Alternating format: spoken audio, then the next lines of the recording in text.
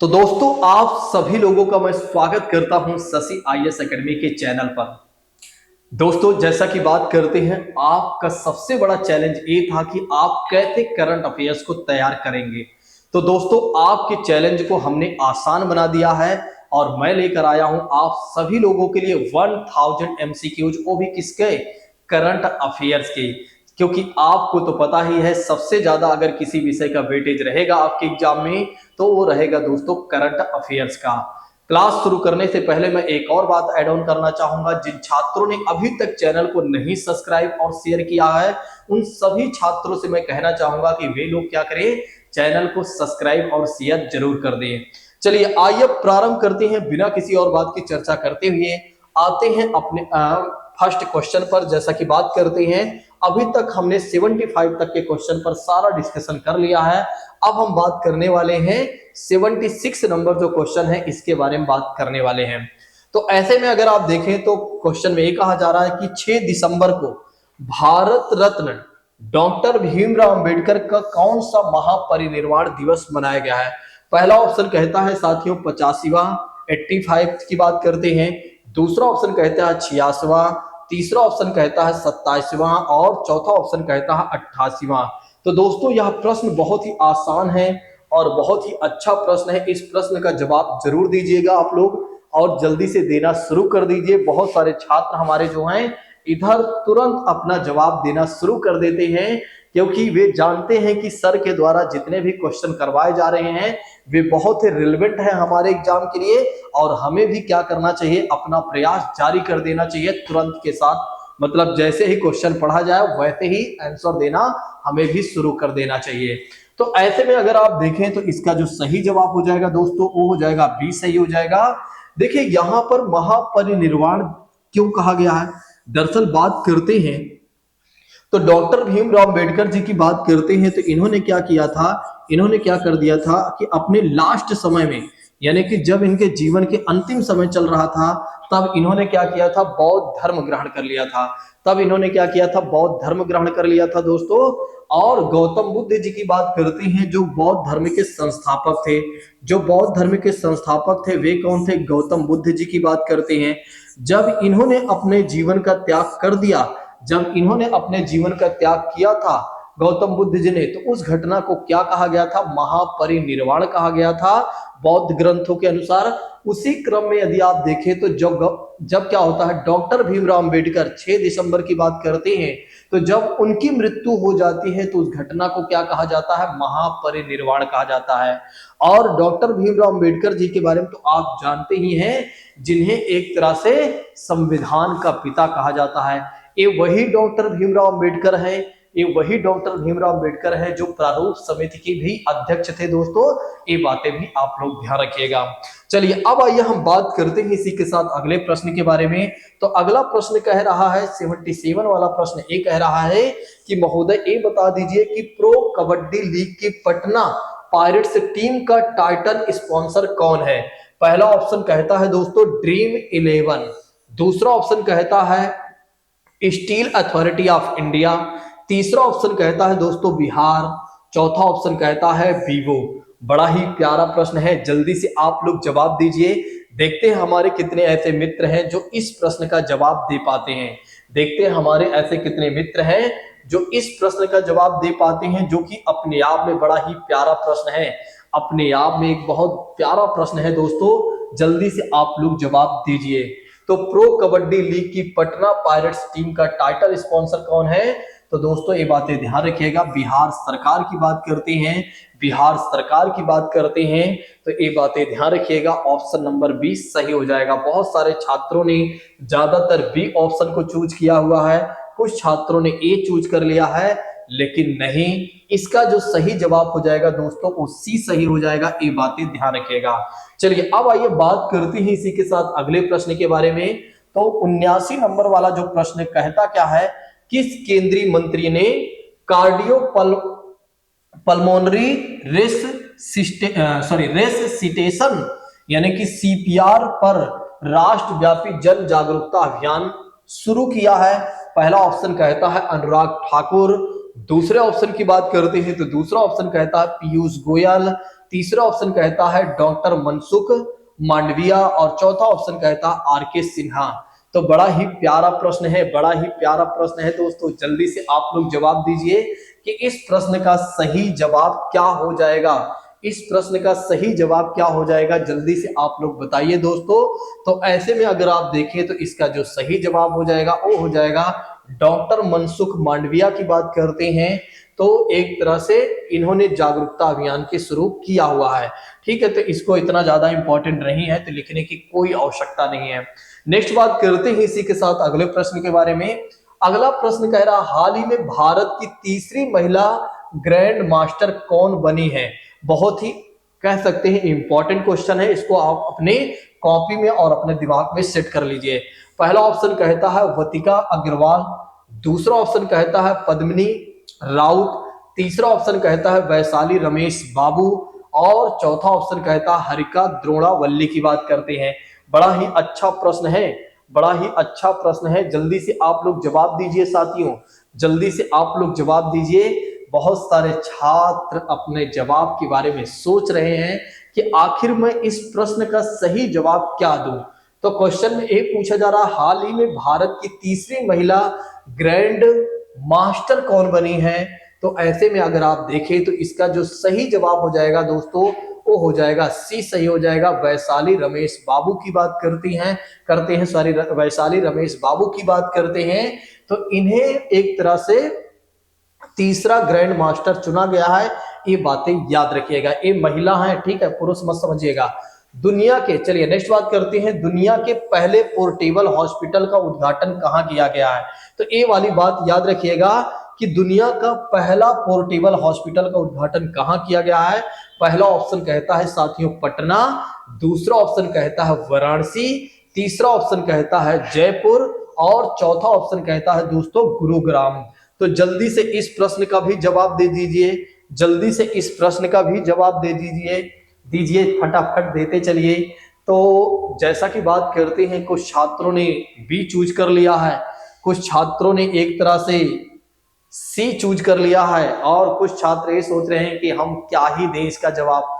तो जैसा कि बात करते हैं दोस्तों इस प्रश्न का जो सही जवाब हो जाएगा वो हो जाएगा डी, सही हो जाएगा। तो ध्यान रखिएगा दुनिया के पहले पोर्टेबल हॉस्पिटल का उद्घाटन, दुनिया के पहले पोर्टेबल हॉस्पिटल का उद्घाटन किसने किया हुआ है, तो सॉरी कहाँ किया गया है, तो गुरुग्राम में किया गया है। गुरुग्राम से तात्पर्य हो जाता है दोस्तों गुड़गांव की बात करते हैं, तो गुड़गांव को ही गुरुग्राम कहा गया है। चलिए नेक्स्ट बात करते हैं समृद्धि कॉन्क्लेव नामक डीप टेक स्टार्टअप प्रोत्साहन अभियान कहां शुरू किया गया। तो ध्यान रखिएगा समृद्धि कॉन्क्लेव की बात करते हैं तो नामक डीप टेक स्टार्टअप प्रोत्साहन अभियान कहां शुरू किया गया है। पहला ऑप्शन कहता है आईआईटी दिल्ली, दूसरा ऑप्शन कहता है आईआईटी रोपड़, तीसरा ऑप्शन कहता है आईआईटी खड़गपुर और चौथा ऑप्शन कहता है साथियों आईआईटी मुंबई की बात करते हैं। तो जल्दी से इस प्रश्न का जवाब दीजिए, जल्दी से इस प्रश्न का जवाब दीजिए मेरे प्रिय साथियों।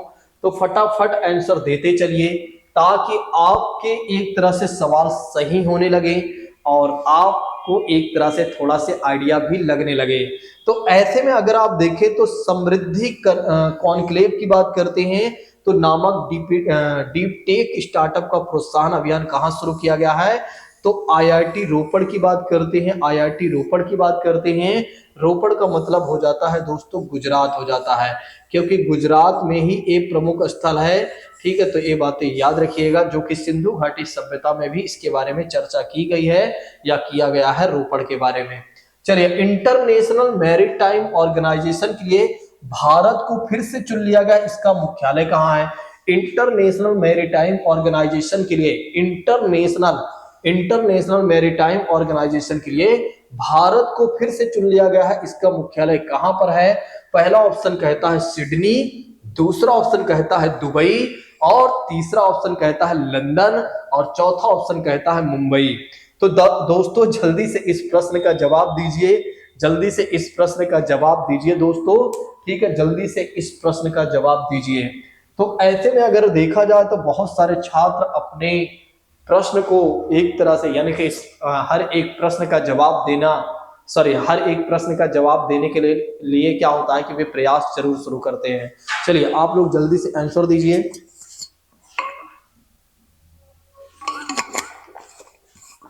देखिए, अगर हम देखें इस प्रश्न के सही जवाब के बारे में, तो इस प्रश्न का सही जवाब क्या हो जाएगा? लंदन हो जाएगा। तो ध्यान रखिएगा, इंटरनेशनल मैरीटाइम ऑर्गेनाइजेशन के लिए भारत को फिर से चुन लिया गया है और इसका मुख्यालय कहां पर है?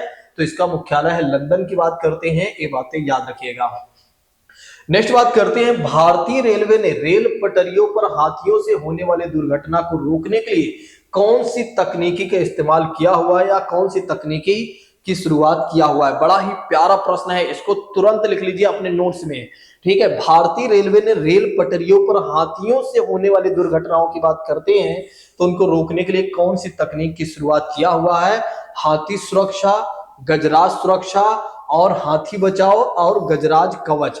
तो आप लोग जवाब दीजिए, अच्छा प्रश्न है, सोच समझ कर दीजिए। देखते हैं कि कौन कौन से ऐसे छात्र हैं जो इस प्रश्न का जवाब दे पाते हैं। देखते हैं ऐसे कौन से छात्र हैं जो इस प्रश्न का जवाब दे पाते हैं।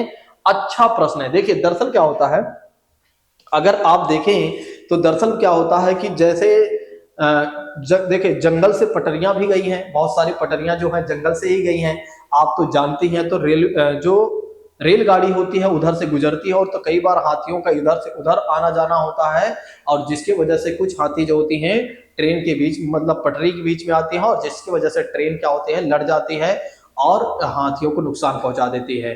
ठीक है, तो इसके वजह से यहाँ पर क्या चलाया गया है कि भारतीय रेलवे के द्वारा क्या किया गया है कि रेल पटरियों पर हाथियों से होने वाली दुर्घटना को रोकने के लिए कहा गया है। तो बताइए आप लोग, इसका सही जवाब क्या हो जाएगा? बहुत सारे छात्रों ने जो जवाब दिया हो वो दिया हुआ है ए, कुछ छात्रों ने तो इसको दे दिया है कि हाथी बचाओ। अब इसमें से आप लोग बताइए, मैं आपको बता देता हूं, ए भी गलत है, ए भी गलत है। अब आप लोग बी और डी में अपना तुक्का लगाइए। बी और डी की बात करते हैं तो अपना तुक्का लगाइए, देखते हैं कि कौन से ऐसे मित्र हैं जो सही जवाब का टिक लगा सकते हैं। देखिए, जहां पर बी और डी चूज करना हो तो वहां पर डी को नहीं चूज करना होता है, फिर बी को ही चूज करना होता है। ये बातें भी याद रखिएगा, यही तुक्का का नियम है। तुक्का का नियम ये है कि जब आपको लगे जैसे ए और बी में से कोई एक ऑप्शन चूज करना हो तो भी चूज करिए। अगर आपको बी और सी में चूज करना है तो फिर सी चूज करिए। अगर आपको बी और डी में चूज करना है तो फिर बी को चूज करिए। पक्का कहीं ना कहीं तुक्का आपका एक आध दो लग ही जाएगा। देखिए, मैं ये नहीं कह रहा हूं कि ये प्रमाणित चीजें हैं, लेकिन हाँ, ये मैं जरूर कह रहा हूं कि कहीं ना कहीं ये जो ट्रिक है आपको काम दे देगी। लेकिन कब? जब आप क्या करेंगे कि दो ऑप्शन को ए हटा लेंगे कि हाँ दो ऑप्शन गलत हैं, फिर उसमें ही आपका काम, तुक्का काम करेगा। ये मत सोचिए कि चारों के बारे में नहीं पता है फिर भी आप तुक्का लगाए जा रहे हैं। चलिए, कॉन्फ्रेंस पार्टीज की बात करते हैं तो COP28 समिट का आयोजन कहां किया गया है? रियाद की बात करते हैं, नैरोबी की बात करते हैं, सिडनी की बात करते हैं और दुबई की बात करते हैं। तो दोस्तों, जल्दी से इस प्रश्न का जवाब दीजिए, जल्दी से इस प्रश्न का जवाब दीजिए कि इस प्रश्न का सही जवाब क्या हो जाएगा। COP25 के बारे में आप लोग बताइए जल्दी से। COP28 के बारे में आप बताइए। कॉप मतलब हो जाता है कॉन्फ्रेंस ऑफ पार्टीज की बात करते हैं। तो ऐसे में अगर आप देखें तो इस प्रश्न का सही जवाब क्या हो जाएगा मेरे प्रिय दोस्तों? तो इस प्रश्न का सही जवाब हो जाएगा डी हो जाएगा। ये याद रख लीजिए और अपने दिमाग में और अपने कॉपी में दोनों जगह मेंशन कर लीजिए कि COP21 समिट का आयोजन कहां किया गया है? तो दुबई में किया गया है।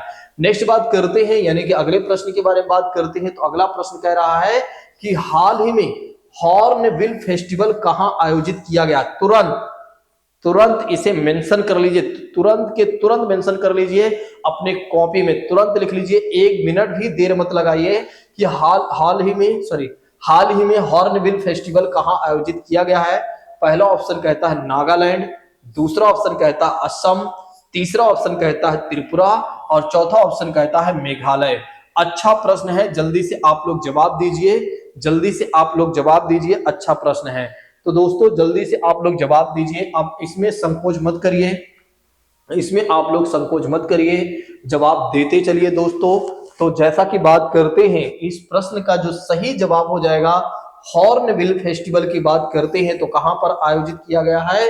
तो ध्यान रखिएगा, नागालैंड की बात करते हैं।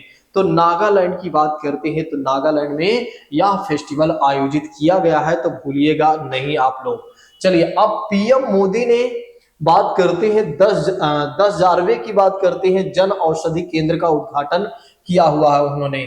ठीक है, तो जैसा कि बात करते हैं, पहला ऑप्शन कहता है दोस्तों, ठीक है, एक बार इसको देख लेते हैं, इकाई, दहाई, सैकड़ा, हजार, 10,000। ठीक है, ठीक है। दूसरा ऑप्शन कहता है वाराणसी, तीसरा ऑप्शन कहता है देवघर, और चौथा ऑप्शन क्या कहता है, पटना की बात करते हैं। तो जल्दी से इस प्रश्न का आप लोग जवाब दे दीजिए, जल्दी से इस प्रश्न का जवाब दे दीजिए कि प्रधानमंत्री नरेंद्र मोदी जी ने 10,000 यानी कि 10,000 औषधि केंद्र खोले गए हैं, और 10,000वें की बात करते हैं तो इसका उद्घाटन कहां पर किया गया है। जल्दी से आप लोग जवाब दीजिए। देखते हैं हमारे कितने ऐसे मित्र हैं जो इस प्रश्न का सही जवाब दे पाते हैं। तो ऐसे में अगर आप देखें तो इस प्रश्न का जो सही जवाब हो जाएगा दोस्तों, वो हो जाएगा देवघर की बात करते हैं। देवघर की बात करते हैं तो दोस्तों इसका आंसर ए हो जाएगा। नेक्स्ट बात करते हैं सीनियर पुरुष राष्ट्रीय हॉकी चैंपियनशिप किसने जीता है। पहला ऑप्शन कहता है हरियाणा, दूसरा ऑप्शन कहता है पंजाब, और तीसरा ऑप्शन कहता है उत्तर प्रदेश, और चौथा ऑप्शन कहता है मध्य प्रदेश। तो दोस्तों जल्दी से इस प्रश्न का जवाब दे दीजिए कि या इस प्रश्न का सही जवाब क्या हो जाएगा। सीनियर पुरुष राष्ट्रीय हॉकी की बात करते हैं तो इस चैंपियनशिप को किसने जीता हुआ है। तो जल्दी से आप लोग दोस्तों इस प्रश्न का जवाब दीजिए। तो ऐसे में अगर आप देखें तो इस प्रश्न का सही जवाब क्या हो जाएगा, बी सही हो जाएगा। इस प्रश्न का सही जवाब क्या हो जाएगा, बी सही हो जाएगा। बहुत सारे छात्र लेट कर देख रहे हैं, ये लेट कर देखने वाली आदतें हटा दीजिए, थोड़ा से बैठ कर देखिए और अपने हाथ में पेन कॉपी लेकर बैठिए और जो चीजें लगे उसको लिखते चलिए। अच्छा, बहुत सारे छात्रों की एक कमी ये भी है, वे क्या करते हैं, वीडियो को तो देख लेते हैं और उसे क्या करते हैं कि एक तरह से वॉच आफ्टर में डाल देते हैं। कहने का मतलब यह है कि बाद में देखेंगे, और बाद के बाद की बात क्या होते हैं, तब तक और वीडियो आ जाती है, फिर भूल जाते हैं, सोचते हैं कि इसका यह जो वीडियो है काफी बड़ी है तो इसको हम बाद में देख लेंगे समय निकाल कर, फिर उनका समय निकलता नहीं है। तो इस तरह की गलती कुछ भी ना करें। जैसे ही वीडियो आपको मिले उसी समय, जैसा भी आपको लगे, जैसे ही आपको मिले तुरंत समय निकालिए और उस वीडियो को देख लीजिए, ताकि एक काम एक खत्म हो जाए। देखना है ही, जब निश्चित है देखना तो इस काम को पहले कर लीजिए, बाकी काम को आप बाद में कर लीजिएगा। क्योंकि आप जानते हैं कि सबसे ज्यादा आपके एग्जाम में अगर किसी विषय का वेटेज रहेगा तो इसी का रहेगा। अच्छा, कई बार क्या होता है, बच्चे वीडियो को तो देखते रहते हैं, लेकिन क्या होता है कि रिकमेंडेड कुछ वीडियो आ जाती है और उसमें ये लिखा होता है कि इसको देख लीजिए, आपके 20 नंबर कंप्लीट हो जाएंगे। तो फिर क्या होता है, इसको छोड़कर उस पर चले जाते हैं, फिर उस पर कुछ नहीं मिलता है, 20 से 25 मिनट उनका पूरा समय लॉस हो जाता है। फिर उनको लगता है कि छोड़ो, अब ये भी जाने दो, ये भी जाने दो। नहीं, इस तरह की गलती बिल्कुल भी ना करें। बस आप हमारी सीरीज को जरूर फॉलो करते चलिए। मैंने आपसे प्रॉमिस किया हुआ है कि 1000 MCQs मैं आपके एग्जाम के पहले करवा दूंगा, तो करवा दूंगा कैसे भी करके, चाहे मैं एक दिन में 4 वीडियो डालूं या 5 वीडियो डालूं या 6 डालूं, लेकिन हाँ डालूंगा जरूर। ठीक है, तो ये मान के चलिए आप सभी लोगों से, यानी कि मैं पूरे सेशन को जरूर कंप्लीट करूंगा, तो आप लोग बिल्कुल भी किसी भी चीज को नजरअंदाज ना करें। ठीक है, तो ऐसे में अगर आप देखें तो जल्दी से दोस्तों इस प्रश्न का जवाब दीजिए कि 88 नंबर की बात करते हैं तो इस प्रश्न का सही जवाब क्या हो जाएगा। तो सीनियर राष्ट्रीय हॉकी चैंपियन पुरस्कार किसने जीता हुआ है, तो पंजाब की बात करते हैं, तो पंजाब की बात करते हैं दोस्तों, तो इसका सही जवाब हो जाएगा बी हो जाएगा। चलिए अब आइए बात करते हैं एक्सपो 2030 वर्ल्ड फेयर। फेयर का मतलब होता है मेला, फेयर का मतलब क्या हो जाता है, मेला। आयोजन किस शहर में किया जाएगा, तो 2030 एक्सपो की बात करते हैं तो दोस्तों एक्सपो 2030 वर्ल्ड यानी कि विश्व फेयर मेला की बात करते हैं। विश्व मेला का आयोजन कहां पर आयोजित किया जाएगा, किस शहर में। पहला ऑप्शन कहता है दुबई, दूसरा ऑप्शन कहता है दोहा, तीसरा ऑप्शन कहता है मस्कट, और चौथा ऑप्शन कहता है रियाद। तो जल्दी से दोस्तों इस प्रश्न का जवाब दीजिए, जल्दी से दोस्तों इस प्रश्न का जवाब दीजिए। तो इस प्रश्न का सही जवाब क्या हो जाएगा, डी हो जाएगा। ये बातें याद रखिएगा कि एक्सपो 2030 वर्ल्ड फेयर का आयोजन कहां पर किया जाएगा, तो किया जाएगा रियाद में। तुरंत इसको लिख लीजिए क्योंकि एक क्वेश्चन आपके लिए उतना ही इंपॉर्टेंट है जितना कि आपका एग्जाम इंपॉर्टेंट है। तो ये बातें आप लोग ध्यान रखिएगा। चलिए अब आइए बात करते हैं इसी के साथ अगले प्रश्न के बारे में। किस हॉलीवुड नेता को सत्यजीत रे लाइफ टाइम अचीवमेंट से अवार्ड से सम्मानित किया गया है, तो सत्यजीत रे लाइफ टाइम अचीवमेंट अवार्ड से सम्मानित किया गया है। तो पहला ऑप्शन क्या कहता है, इस्तवान जाबो। दूसरा ऑप्शन कहता है माइकल डगलस। तीसरा ऑप्शन कहता है मार्टिन स्कोरसेस की बात करते हैं। चौथा ऑप्शन कहता है कार्लोस सोरा की बात करते हैं। तो अपने आप में एक बड़ा ही अच्छा प्रश्न है। अब ऐसे ही प्रश्न आपकी एग्जामिनेशन में बनते रहते हैं, तो आप सभी लोग क्या करें कि ऐसे ही प्रश्नों का जवाब देते रहा करें। तो ऐसे में अगर आप देखें तो इस प्रश्न का सही जवाब क्या हो जाएगा, तो इस प्रश्न का सही जवाब हो जाएगा दोस्तों बी सही हो जाएगा। तो ध्यान रखिएगा, सत्यजीत रे लाइफ टाइम अचीवमेंट अवार्ड से सम्मानित किसे किया जाएगा, तो माइकल डगलस को किया जाएगा। किसे किया जाएगा, माइकल डगलस की बात करते हैं, ये बातें याद रखिएगा। केंद्रीय मंत्रिमंडल ने गरीब कल्याण खाद्यान्न कार्यक्रम को कितने वर्षों के लिए बढ़ा दिया है। केंद्रीय मंत्रिमंडल की बात करते हैं, तो केंद्रीय मंत्रिमंडल की बात करते हैं तो गरीब कल्याण खाद्यान्न कार्यक्रम को कितने वर्षों के लिए बढ़ा दिया है। पहला ऑप्शन कहता है 2 वर्ष के लिए, दूसरा ऑप्शन कहता है कि 3 वर्ष के लिए, तीसरा ऑप्शन कहता है 4 वर्ष के लिए, और चौथा ऑप्शन कहता है दोस्तों 5 वर्ष के लिए। जल्दी से दोस्तों इस प्रश्न का जवाब दीजिए, जल्दी से इस प्रश्न का जवाब दीजिए, तो जल्दी से इस प्रश्न का जवाब दीजिए। बड़ा ही अच्छा प्रश्न है, बड़ा ही अच्छा प्रश्न है दोस्तों, जल्दी से जवाब दीजिए। तो दोस्तों ऐसे में अगर आप देखें तो इसका जो सही जवाब हो जाएगा वो हो जाएगा डी सही हो जाएगा। तो ध्यान रखिएगा, गरीब कल्याण खाद्यान्न कार्यक्रम को कितने वर्ष के लिए बढ़ा दिया गया इस योजना को, तो इस योजना को बढ़ा दिया गया है 5 वर्षों के लिए। ध्यान रखिएगा, भूलिएगा नहीं। चलिए, भारत के पहले दूर संचार उत्कृष्टता केंद्र की शुरुआत किस राज्य में की जाएगी। पहला ऑप्शन कहता है मध्य प्रदेश, दूसरा ऑप्शन कहता है हरियाणा, तीसरा ऑप्शन कहता है उत्तर प्रदेश, चौथा ऑप्शन कहता है दोस्तों असम। तो जल्दी से इस प्रश्न का भी जवाब दे दीजिए, जल्दी से इस प्रश्न का भी जवाब दे दीजिए। तो बहुत सारे छात्र देना शुरू कर दिए होंगे, ठीक है, वे सोचते नहीं है। अच्छा, कुछ छात्र ऐसे हैं कि वे फटाफट आंसर देते हैं, आएगा तो ठीक है, नहीं आएगा तो कोई बात नहीं है। अक्कड़ बक्कड़ बम्बे बोल, 80 90 पूरे 100, हाँ यही बोलकर क्या करते हैं, लगा देते हैं। और कई बार जय माता दी या जय श्री राम के नारे लगाते हैं, और फिर क्या होता है कि एक तरह से जवाब देना शुरू कर देते हैं। ठीक है, बिल्कुल सही बात है, जय श्री राम का नारा लगाना चाहिए, लेकिन क्या है कि थोड़ा से ध्यान से नारे लगाना चाहिए कि एक तरह से उनके आपके नारे लगाने से किसी को नुकसान नहीं होना चाहिए, यानी कि आपका प्रश्न गलत नहीं होना चाहिए। तो दूर संचार उत्कृष्टता केंद्र, तुरंत लिख लीजिए, इसकी शुरुआत किस राज्य में की जाएगी दोस्तों, तो की जाएगी उत्तर प्रदेश की बात करते हैं, यहां पर की जाएगी। नेक्स्ट बात करते हैं, 40वें कोस्ट गार्ड कमांडर का सम्मेलन कहां आयोजित किया गया है। नई दिल्ली, मुंबई और जयपुर और चेन्नई की बात करते हैं।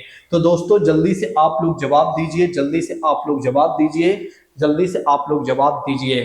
तो दोस्तों जल्दी से आप लोग जवाब दीजिए। तो ऐसे में अगर आप देखें तो इसका सही जवाब क्या हो जाएगा, इसका सही जवाब हो जाएगा ए हो जाएगा।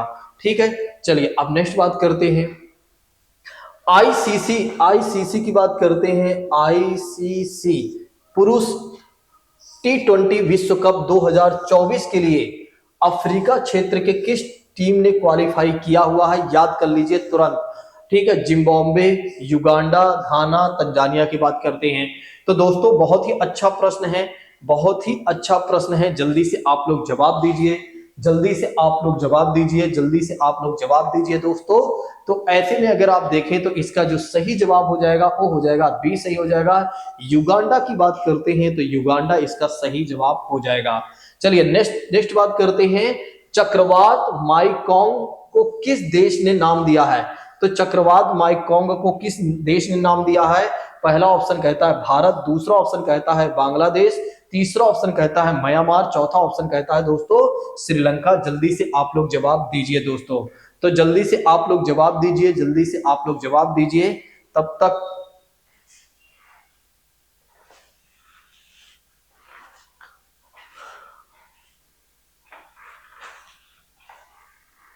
चलिए जल्दी से आप लोग जवाब दीजिए दोस्तों। तो इस प्रश्न का जो सही जवाब हो जाएगा वो हो जाएगा सी सही हो जाएगा, याद रखिएगा।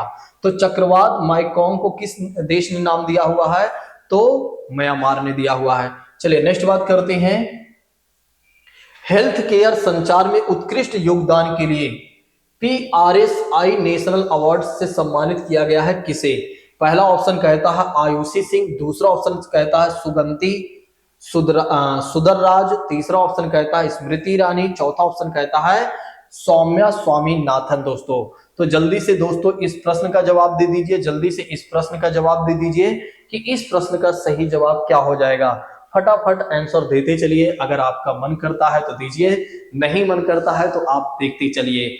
ऐसे में अगर आप देखें तो इसका सही जवाब क्या हो जाएगा, सुगंती सुधर राज की बात करते हैं तो इन्हें PRSI नेशनल अवार्ड से सम्मानित किया गया। PRSI अवार्ड से इन्हें सम्मानित किया गया है, ये बातें याद रखिएगा।